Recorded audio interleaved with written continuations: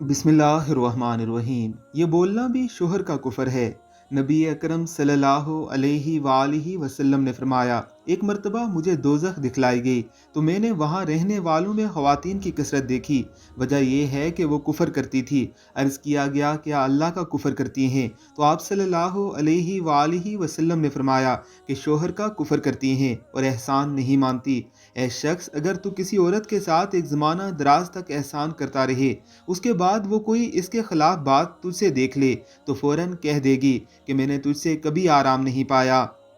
ज़रा अपने गिरेबान में झांक कर देखिए, क्या आपके इर्द गिर्द भी ऐसी औरतें मौजूद नहीं? और अगर सुनने वाली कोई औरत है तो कहीं आप में भी तो यही बात मौजूद नहीं? अल्लाह रब्बुल इज़्ज़त की ज़ात हम सबको अपनी इस्लाह करने की तौफीक अता फरमाए। आमीन, अल्लाहुम्मा आमीन।